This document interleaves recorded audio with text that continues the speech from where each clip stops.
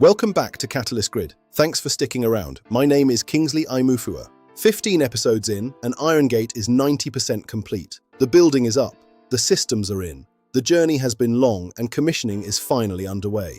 But behind the physical construction, there has been a parallel story of schedule pressures, cost movements, and materialized risks. It's a story of variation orders that tested the contract. This is the project controls retrospective. How was IRONGATE managed through 26 months of technical and commercial complexity? The IRONGATE baseline program was locked at NTP plus 28 days, 2,047 activities over 26 months. The critical path ran through grid connection, generator procurement, substation installation, and data hall commissioning. Month 9, generator delivery slip. The delivery slipped by 6 weeks due to raw material shortages at the factory. This was reported via the procurement schedule tracker at week 32. The early warning was raised at week 33. A time impact analysis was completed within 5 working days, confirming a 6-week impact on the commissioning milestone. The recovery. A second commissioning team ran Data Hall A in parallel with generator installation. We saved 4 weeks. The net impact was 2 weeks, successfully absorbed into the project's contingency float. This is active schedule management. By month 14, MEP installation was 8 days behind baseline, driven by coordination issues in the plant rooms. We increased BIM clash meetings to weekly. The contractor's coordinator was granted direct access to the schedule. Our SPI dipped to 0.93, below the mandatory threshold. Discipline and tracking brought us back to 0.99 by month 17. Cost performance was measured using earned value management. CPI at month 12 was 0.97, marginally below plan. This was driven by higher labor costs during the MEP phase, where we used extended shifts to recover the program.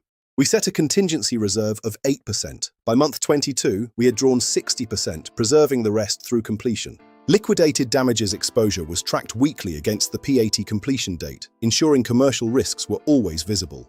Preserving contingency provided the owner's team with confidence that the final cost would be within budget. The cost to complete at month 24 forecast an outturn within 2.1% of the contract sum.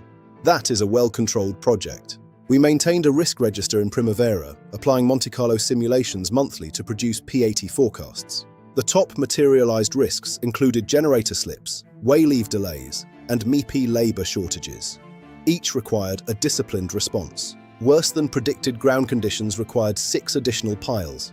Cost, 48K. Time, 4 days, absorbed in float. A relay misconfiguration was caught at the factory. 0 site impact. The FAT process was completely vindicated. IRONGATE generated 43 variation orders.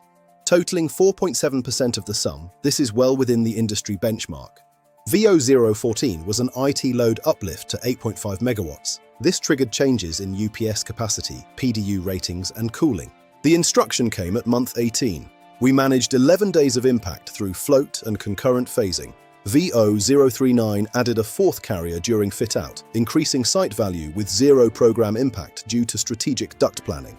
The instruction came during MEP installation. Had it arrived in commissioning, the program impact would have been unrecoverable. The lesson is clear: late scope changes are recoverable in the MEP phase, but not once you hit the commissioning zone. Other variations included critical generator acoustic upgrades for planning compliance. The schedule signal, EVM reporting, and a live risk register are the controls that keep a project within budget. IRONGATE's project controls framework was set up in the first 30 days and maintained with discipline for 26 months. Next episode, commissioning, the moment of truth, testing every scenario from level 1 to level 5. Subscribe, see you in episode 17.